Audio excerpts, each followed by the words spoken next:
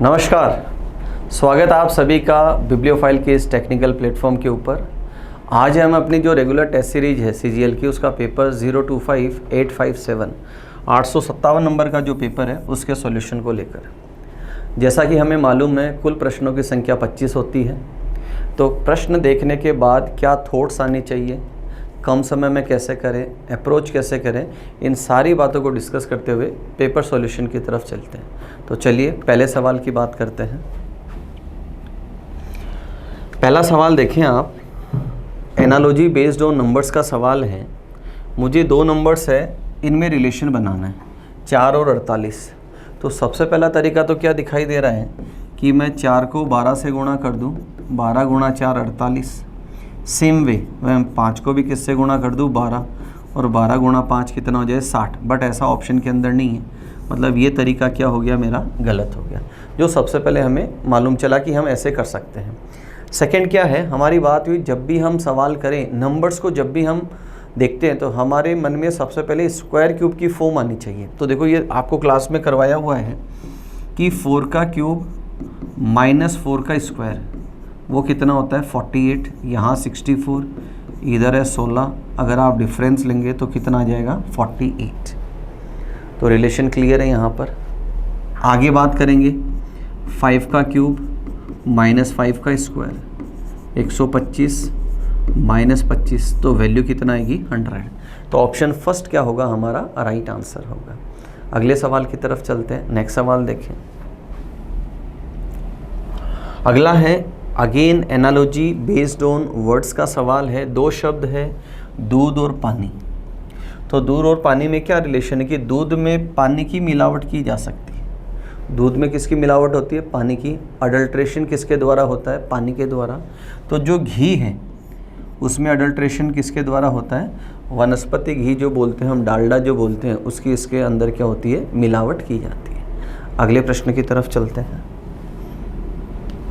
Next सवाल है odd one out का सवाल है। 4 ऑप्शंस है मेरे पास। इस्लामाबाद पाकिस्तान की राजधानी है, ढाका बांग्लादेश की राजधानी है, काबुल अफ़गान की राजधानी है। तो लाहौर किसी की भी कैपिटल नहीं है, तो किसको ओड वन करेंगे हम यहाँ पर, लाहौर यहाँ पर एलिमिनेट हो जाएगा। नेक्स्ट सवाल की तरफ चलते हैं। नेक्स्ट सवाल अगेन ओड वन आउट का सवाल है, नंबर बेस्ड सवाल है। इजीली मैं इसको रिलेट कर सकता हूँ। क्या दिखाई दे रहा है कि फर्स्ट और थर्ड नंबर को अगर मैं मल्टीप्लाई करूँ तो मिड वाला नंबर है वो सामने आ रहा है। अगर मैं इन दोनों को मल्टीप्लाई करूँ, 3 1 जा 3, मिड वाला नंबर आ रहा है। यहाँ अगर मैं दोनों को मल्टीप्लाई करूँ तो 3 3 जा कितना होता है, 9, बट यहाँ क्या दे रखा है, 8। यहाँ देखो 5 1 जा कितना होता है, 5, यहाँ 5 है। तो ओड वन कौन सा है, सेकंड ऑप्शन यहाँ ओड वन हो जाएगा। या इसी सवाल को दूसरा अगर मैं करूँ तो ये जो पहले दो नंबर हैं, 6 डिवाइडेड बाई 2 3 हो जाए, यहाँ 3 डिवाइडेड बाई 3 1 आ जाए, यहाँ 5 डिवाइडेड बाई 5 1 आ जाए, तो भी एलिमिनेट कौन होगा, यहाँ पर सेकंड ऑप्शन एलिमिनेट होगा। नेक्स्ट सवाल की तरफ चलते हैं। अगला सवाल है डाइस का सवाल है, ओपन डाइस है, और हमसे पूछा है कि which letter will appear opposite to C. C के अपोजिट क्या होगा। तो हमने सीखा है कि चाहे रो में रिलेशन बनाए या कॉलम में, फर्स्ट सरफेस का थर्ड से बनता है और सेकंड का फोर्थ से बनता है। तो यहाँ डी और बी का रिलेशन बनना है, सी और ई का रिलेशन बनना है। तो सी के अपोजिट कौन होगा, यहाँ ई जो लेटर है वो सरफेस सी के अपोजिट होगी। अगले प्रश्न की तरफ चलते हैं। नेक्स्ट सवाल देखिए। अगला सवाल है बोर्डमास का सवाल है, और जो फिलर्स है यहाँ पर मुझे ऑप्शंस को फिट करते हुए चलना है। तो यहाँ देखो सबसे पहले माइनस का निशान, गुणा का निशान, प्लस का निशान, डिवीजन का निशान। तो बोर्डमास में सबसे पहले प्रायोरिटी हम किसको देते हैं, डिवीज़न को। तो यहाँ 4 डिवाइडेड बाई 8 करूँ तो एक होल नंबर नहीं आता है, पूर्णांक में वैल्यू नहीं आती है, तो फर्स्ट ऑप्शन क्या हो जाएगा, गलत। सेकंड की तरफ चलते हैं। यहाँ देखें डिवीजन है, एडिशन है, मल्टीप्लिकेशन है, सब्ट्रैक्शन है। 8 में 6 का भाग नहीं जाता है दोस्तों, पूर्णांक में वैल्यू नहीं आती है, तो सेकंड ऑप्शन भी क्या हो जाएगा, मेरा गलत हो जाएगा। थर्ड की तरफ चलते हैं। यहाँ प्लस है, यहाँ डिवीजन है, यहाँ माइनस है और यहाँ गुणा का निशान है। 6 में 2 का भाग जाता है यहाँ पर, तो 8 + 3 - 32 कितना आया? -32।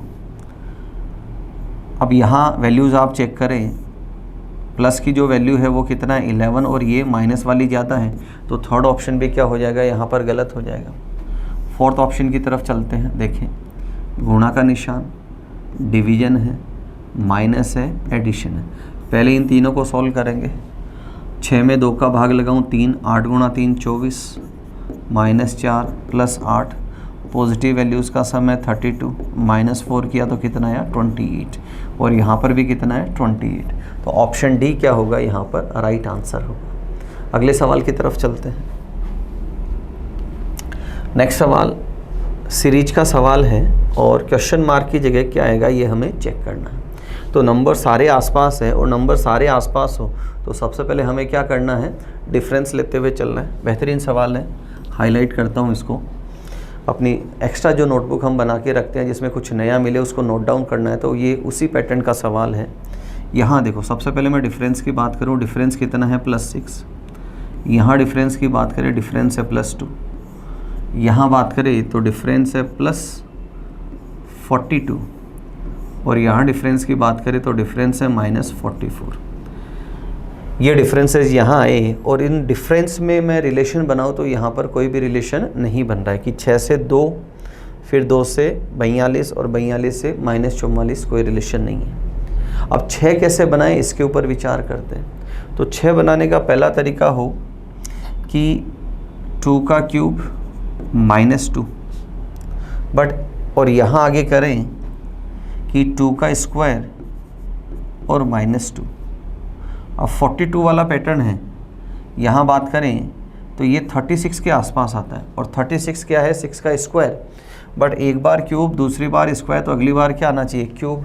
इसका मतलब ये पैटर्न नहीं बैठ रहा। नेक्स्ट इस पे फोकस करें तो 6 कैसे बनाऊं, 5 + 1 6 हो जाए।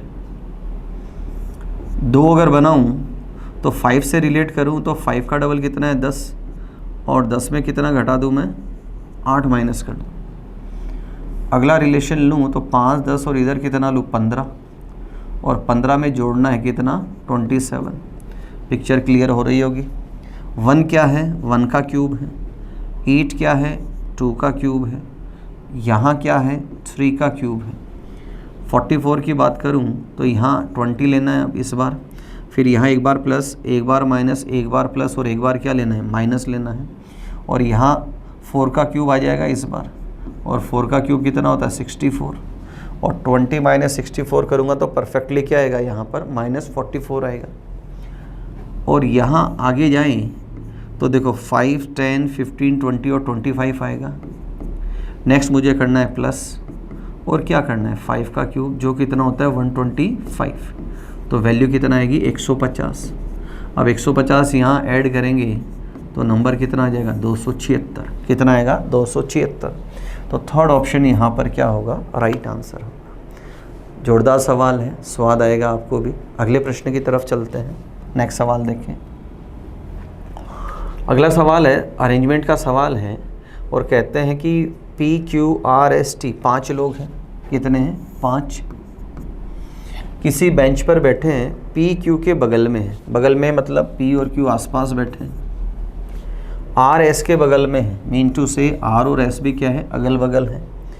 S T के साथ नहीं बैठा है, S T के बगल में नहीं बैठा है।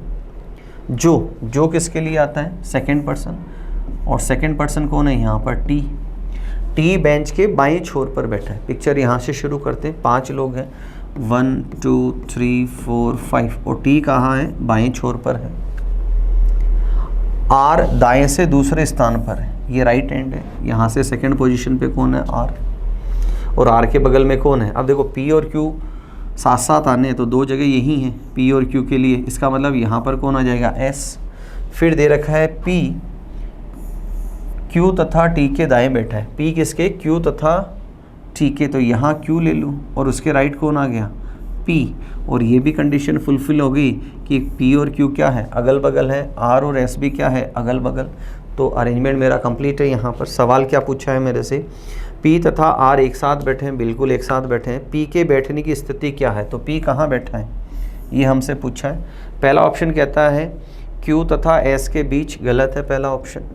सेकंड कहता है Q तथा R के बीच, बिल्कुल Q तथा R के बीच बैठा है। तो सेकंड ऑप्शन क्या होगा मेरा यहाँ पर राइट आंसर होगा। अगले सवाल की तरफ चलते हैं। अगला सवाल है ब्लड रिलेशन का सवाल है। सवाल कहता है pointing towards a girl Salman says, एक महिला की ओर इशारा करते हुए सलमान कहता है, एक महिला की ओर इशारा करते हुए सलमान कहता है, क्या यह लड़की जिसकी तरफ वो पॉइंट आउट कर रहा है मेरे पिता, मैं कौन, सलमान। तो यहाँ से शुरू करते हैं, ये सलमान, मेरे पिता, ये हो गए पिता, पिता की इकलौती संतान, तो इकलौती संतान यही है पिता की इकलौती संतान, और इकलौती संतान की पुत्री है तो ये वो लड़की हो गई यहाँ पर। आगे पूछा है सलमान की पत्नी, ये सलमान और ये उसकी पत्नी, ये पत्नी का उस लड़की से रिलेटेड टू दैट गर्ल, तो रिलेशन कौन बताएगा, वो लड़की कॉल करेगी किसको, इसकी पत्नी को। तो ये पिता और ये पिता की पत्नी कौन होगी, माता। तो सेकंड ऑप्शन क्या होगा मेरा यहाँ पर राइट आंसर होगा। अगले सवाल की तरफ चलते हैं। अगला सवाल है भारत एक बहुभाषी देश है, मल्टीलिंगुअल है, मतलब यहाँ पर बहुत सारी भाषाएं बोली जाती हैं।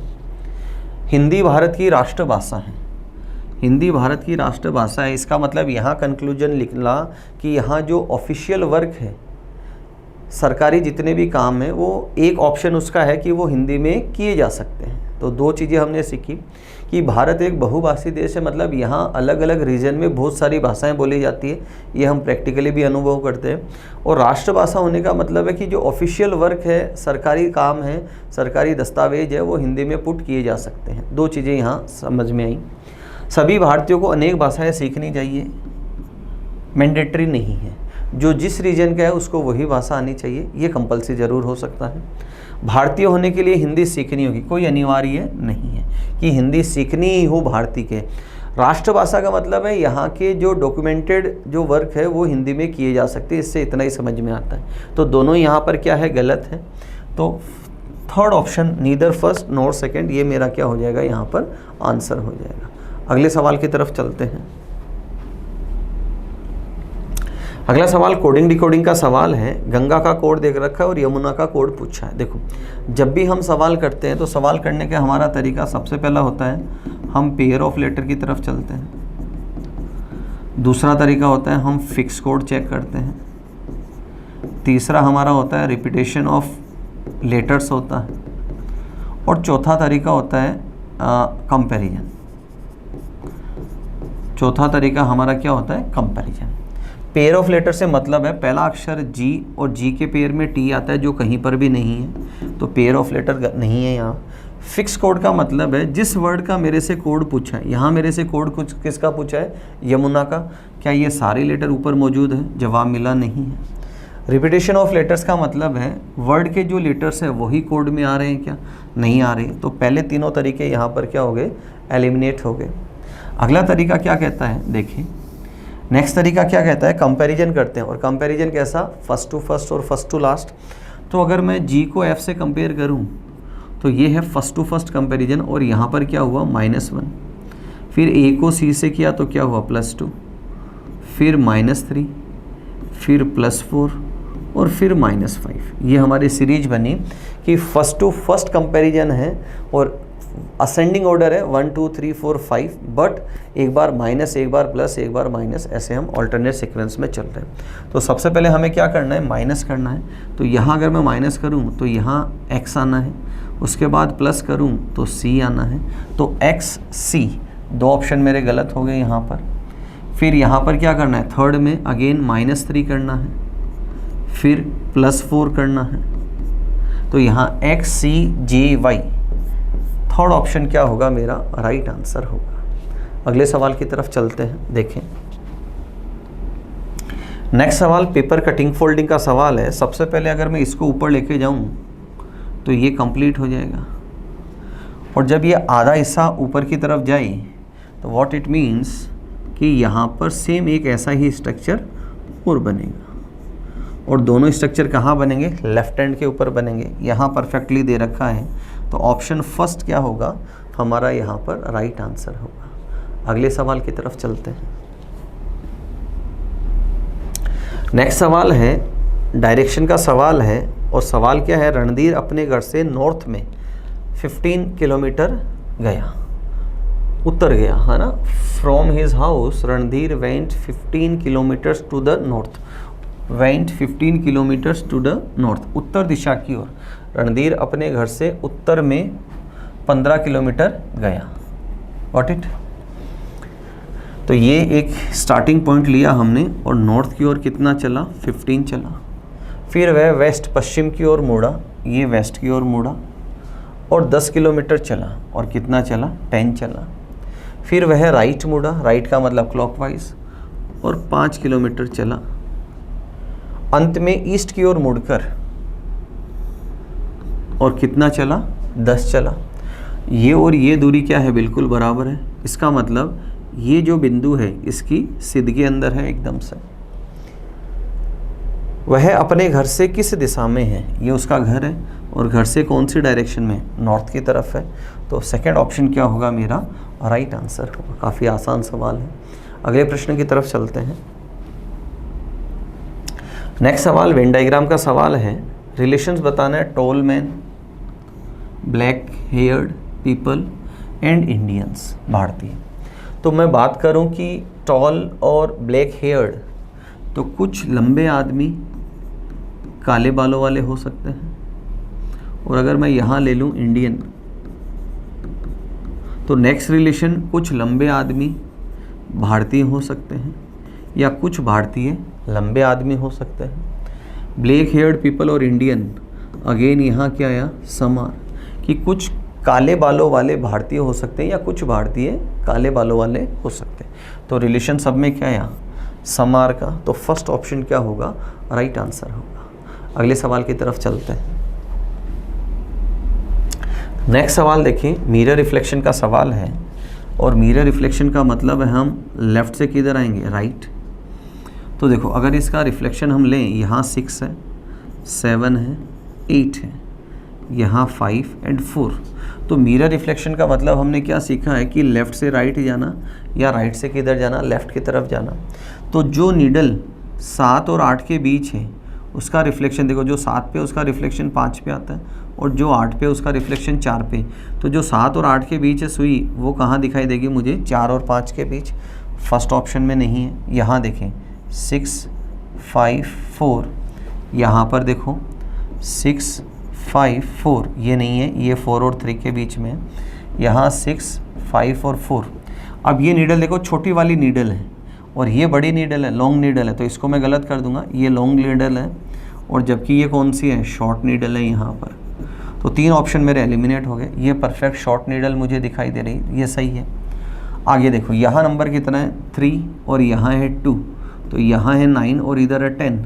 तो जो 2 और 3 के बीच है वो कहाँ दिखाई देगी मुझे, 9 और 10 के बीच। और यहाँ आप देखें ये नंबर 9 है और ये 10 है, तो ये 9 और 10 के बीच है। तो ऑप्शन डी क्या होगा मेरा, राइट आंसर होगा। अगले सवाल की तरफ चलते हैं। नेक्स्ट सवाल देखें। अगला सवाल काउंटिंग ऑफ फिगर्स का सवाल है। सबसे पहले मैं क्या करता हूँ, इसको 2 हिस्सों में तोड़ता हूँ। सिमेट्री दिखाई दे रही है तो एक तरफ काउंटिंग कर लेंगे, उसका 2x कर देंगे तो डबल काउंटिंग हो जाएगी। गिनने का तरीका देखो, बिंदु जो है इस लाइन के ऊपर, यहाँ, यहाँ, यहाँ, यहाँ, यहाँ और यहाँ, इनसे जितने भी ट्रायंगल्स का फॉर्मेशन होता है उनको हम काउंट करते हुए चलते हैं। तो सबसे पहले फर्स्ट पॉइंट की बात करता हूँ। यहाँ से देखें एक ट्रायंगल बनता है, यहाँ से आगे जाए तो कोई ट्रायंगल नहीं बनता। तो इस बिंदु से ट्रायंगल कितना है, 1। नेक्स्ट पॉइंट यहाँ से चलता हूँ, यहाँ से देखें आप 1, 2 एंड 3, कितने ट्रायंगल्स हैं यहाँ पर, 3। अगले बिंदु की तरफ चलते हैं। नेक्स्ट पॉइंट देखो, यहाँ से अगर मैं चलूँ तो यहाँ से ट्रायंगल देखो मुझे कोई भी नहीं दिखाई दे रहा है, यहाँ नहीं है, यहाँ नहीं है, यहाँ पर भी कोई नहीं है, तो यहाँ से ट्रायंगल नहीं है। फिर नेक्स्ट पॉइंट अगर मैं ये लूँ तो यहाँ से ट्रायंगल्स आप देखें, एक ट्रायंगल ये दिखाई दे रहा है। अगला बिंदु अगर मैं ये लूँ तो यहाँ से ट्रायंगल्स देखें, 2 ट्रायंगल्स हैं, पहला और दूसरा। तो नंबर ऑफ ट्राइंगल्स देखो इस लाइन पे कितने आए, 1 + 3 + 1 + 2 7 हो गए। नेक्स्ट पॉइंट की अगर मैं बात करूं कि अगला बिंदु कौन सा लूं, तो देखो एक पॉइंट आपको यहाँ विजिबल है, ट्राइंगल है, एक पॉइंट आपको यहाँ विजिबल है, यहाँ भी ट्राइंगल्स है। तो एक यहाँ बन रहा है और एक ट्राइंगल यहाँ बन रहा है। तो टोटल नंबर ऑफ ट्राइंगल्स कितने, इनकी काउंटिंग करें। देखिए 1 3 1 1 1 एंड 2, तो 5 3 8 और 1 9, 9 लेफ्ट में और 9 राइट में। टोटल ट्राइंगल्स कितने हो गए, 18। अब हम क्या करते हैं, इनको कंबाइंड करते हैं। तो कंबाइंड आप चेक करें यहाँ पर, ये जो लाइन है इसके लेफ्ट में देखो 1, फिर आप यहाँ से देखें एक छोटा 2 और ये के कंप्लीट 3। तो एक हिस्से में कितने दिखाई दे रहे हैं मुझे, 3 ट्राइंगल्स। वापस देखें आप, यहाँ से 1, फिर यहाँ से 2 एंड देन 3। तो इस लाइन के 3 लेफ्ट में हैं और 3 राइट में, कितने हो गए 6। ऊपर कितने 18, और 18 + 6 कितना हो जाएगा 24। तो थर्ड ऑप्शन क्या होगा मेरा यहाँ पर राइट आंसर होगा। अगले सवाल की तरफ चलते हैं। देखें नेक्स्ट सवाल है फिलर बेस्ड सवाल है, सीरीज का सवाल है। जब भी हम ऐसा सवाल करते हैं तो सबसे पहले क्या करते हैं, काउंटिंग करते हैं। तो काउंटिंग देखो 2 4 6 8 10 12, नंबर ऑफ लेटर्स कितने 12। या तो 3 3 की पेयरिंग करूँ या 4 4 की। तो सबसे पहले पेयरिंग कितने की करते हैं, 3 3 लेटर्स की करते हैं। तो यहाँ 3 देन 3 देन 3। अब कंक्लूजन क्या निकल रहा है, देखो फर्स्ट थर्ड पे रिपीट होगा और सेकंड कहाँ होगा, फोर्थ पे। ये सारी चीज़ें हमने डिस्कस की है कि अगर हम चीज़ों को ध्यान रखते हुए चलें तो सवाल थोड़ा जल्दी हो सकता है हमारा। अब मैं पोजीशंस को अगर मैं डिफ़ाइन करूं तो देखो थर्ड पोजीशन लेता हूं मैं PR PR। What it means, यहाँ ऑल्टरनेट सीक्वेंस चलेगी और 3 ही तरह के अक्षर है मेरे पास। आप देखें हर एक ग्रुप के अंदर आप देखो P है, Q है, R है, 3 ही तरह के। तो यहाँ मैं किसको फिल करता हूँ, अगर मैं Q को फिल करूँ, यहाँ देखो Q और यहाँ Q देन अगेन Q। यहाँ मिसिंग कौन है, R मिसिंग है, और यहाँ भी कौन मिसिंग है, R। अब सीरीज देखें फर्स्ट लेटर की PR PR परफेक्ट है, second Q Q Q, third पे R P। तो फर्स्ट एंड थर्ड इस पे रिपीटेड सीरीज है PR वाली, और जो सेकेंड पोजीशन है उसके ऊपर Q एंड Q, ये सीरीज चल रही है। और फिलर्स को पिक करते हैं QR, यहाँ देखिए आप QR। तो ऑप्शन फर्स्ट क्या होगा मेरा यहाँ पर राइट आंसर होगा। अगले सवाल की तरफ चलते हैं। नेक्स्ट सवाल देखिए। अगला सवाल है कि एक वर्ड दे रखा है राइनोसिरोस, और इसके अक्षरों से कौन सा शब्द नहीं बनाया जा सकता, ये मुझे चेक करना है। तो फर्स्ट है शोर, SHORE, परफेक्ट है, सारे हैं। राइस नीचे देखें RICE, बिल्कुल ये भी बन रहा है। केयर CA अवेलेबल नहीं है, तो कौन सा वर्ड नहीं बनेगा, सेकेंड ऑप्शन जो है केयर, ये वर्ड नहीं बनेगा। अगले सवाल की तरफ चलते हैं। नेक्स्ट सवाल सीरीज का सवाल है। देखो हमने क्या सीखा है कि जब भी हम सीरीज का सवाल करें या मिसिंग नंबर का सवाल करें तो हमें सबसे पहले अगर जहाँ स्क्वायर क्यूब हो उसका बेस हमेशा फॉलो करना है। तो देखो ये अपने आप में स्क्वायर है किसका, 2 का, ये 3 का स्क्वायर है और ये 4 का स्क्वायर है। तो सीरीज में क्लॉकवाइज पढ़ता हूँ कि 2 का स्क्वायर, 3 का स्क्वायर एंड 4 का स्क्वायर। काफ़ी आसान सवाल है। 1 का स्क्वायर, 2 का स्क्वायर एंड 3 का स्क्वायर। क्लॉकवाइज रीड करते हैं इसको 1 2 3। यहाँ देखो 3 का स्क्वायर, 4 का स्क्वायर, और क्लॉकवाइज चलना है तो यहाँ क्या आ जाएगा 5 का स्क्वायर, जो कितना होगा 25। तो ऑप्शन थर्ड क्या होगा मेरा यहाँ पर राइट आंसर होगा। काफ़ी आसान सवाल है। अगले सवाल की तरफ चलते हैं। नेक्स्ट सवाल है सीक्वेंस ऑफ वर्ड्स का सवाल है। जो वर्ड्स है इनको मुझे मीनिंगफुल ऑर्डर के अंदर जमाना है। तो पब्लिकेशन है, पब्लिश करना, इमेजिन करना, राइट करना, प्रूफ रीडिंग और प्रिंटिंग। तो देखो सबसे पहले क्या करता है, अगर मैं बात करूं किसी स्टोरी राइटर की या नोवेल राइटर की बात करूं तो सबसे पहले वो क्या करता है, इमेजिन करता है। और उस इमेजिनेशन को वो शब्द देना शुरू करता है तो उसे बोलते हैं राइटिंग। तो सबसे पहले क्या होगा, इमेजिनेशन, और इमेजिनेशन के बाद क्या होगा, वो लिखना शुरू करेगा। लिखने के बाद क्या होगा, प्रिंटिंग होगी, और प्रिंटिंग के बाद उस चीज़ की क्या होगी, प्रूफ रीडिंग होगी, कि उसमें कुछ एरर्स हैं उनको हम क्या करेंगे, करेक्ट करेंगे उनको। और प्रूफ रीडिंग के बाद क्या होगा, उस बुक को क्या किया जाएगा, पब्लिश किया जाएगा। तो सबसे पहले क्या हो, इमेजिनेशन, और इमेजिनेशन के बाद क्या हो, आदमी लिखना शुरू करे। तो बी के बाद क्या होगा, सी, बी के बाद क्या होगा, सी, और यहाँ भी क्या दे रखा है, बी के बाद सी दे रखा है। और लिखने के बाद क्या होगा, प्रिंटिंग होगी, बिल्कुल परफेक्टली होगी। और प्रिंट करने के बाद क्या करेंगे, उसमें प्रूफ रीडिंग करेंगे, और उसके बाद उसको क्या होगा, पब्लिश करेंगे। तो ऑप्शन बी क्या होगा मेरा यहाँ पर राइट आंसर होगा। अगले सवाल की तरफ चलते हैं। नेक्स्ट सवाल है एरिथमेटिक का, आयु का सवाल है। राजू और उसके दादाजी की आयु में इस समय 65 वर्ष का अंतर है। वर्तमान में कितना अंतर है, 65 का। तो ये दादा और ये राजू, और डिफरेंस कितना है, 65 का। 10 वर्ष के बाद उनकी आयु का योग कितना होगा, 95। 10 वर्ष बाद कितना होगा, 95।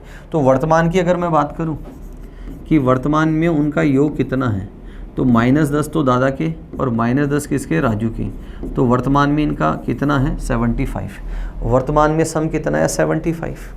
अब 75 में 65 का तो गैप है, तो 65 को तो मैं क्या करता हूँ, डिफरेंट अलग ले लेता हूँ। 65 का डिफरेंस है तो बच्चा कितना, 10, और लोग कितने हैं, 2 लोग हैं।